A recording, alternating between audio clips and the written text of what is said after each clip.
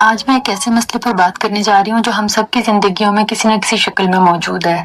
ہم چھوٹی سی بات کو بھی بار بار سوچتے رہتے ہیں، کل میں نے یہ بات کہہ دی تھی، پتہ نہیں کسی کو برا تو نہیں لگا، آنے والے دنوں میں کیا ہوگا، اگر یہ فیصلہ غلط ہو گیا تو۔ ایسی ہزاروں سوچیں ہمارے ذہن میں ایک طوفان کی طرح چلتی رہتی ہیں۔ تو اوور تھنکنگ کا نتیجہ کیا نکلتا ہے؟ دل کی دھڑکن تیز، نیند خراب، ہیلتھ متاثر اور سب سے بڑھ کر سکون ختم۔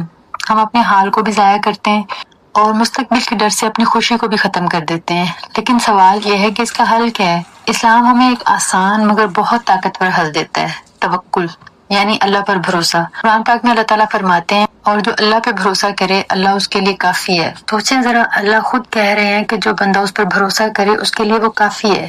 یعنی ہمیں ہر وقت یہ یقین رکھنا چاہیے کہ ہمارے فیصلے، ہماری تقدیر، ہمارے حالات سب اللہ کے ہاتھ میں ہیں۔ فرض کریں آپ نے امتحان کے لیے بہت محنت کی، اب رزلٹ آپ کے ہاتھ میں نہیں۔ اگر آپ دن رات یہ سوچتے رہیں کہ کیا ہوگا، پاس ہوں گے یا نہیں، لوگ کیا کہیں گے، تو یہ اوور تھنکنگ ہے۔ لیکن اگر آپ یہ سوچیں کہ میں نے اپنی کوشش کر لی ہے، اب نتیجہ اللہ تعالیٰ کے ہاتھ میں ہے، تو یہ سکون ہے، یہ توکل ہے۔ اوور تھنکنگ ہمیں خوف میں مبتلا کرتی ہے، لیکن توکل ہمیں سکون دیتا ہے۔ اوور تھنکنگ ہمیں تھکا دیتی ہے، لیکن اللہ پر بھروسہ ہمیں مضبوط کر دیتا ہے۔ اب سوال یہ ہے کہ ہم اپنی زندگی میں کیسے توکل کو لائیں؟ سب سے پہلے جو چیز آپ کے کنٹرول میں ہے اس پر محنت کریں۔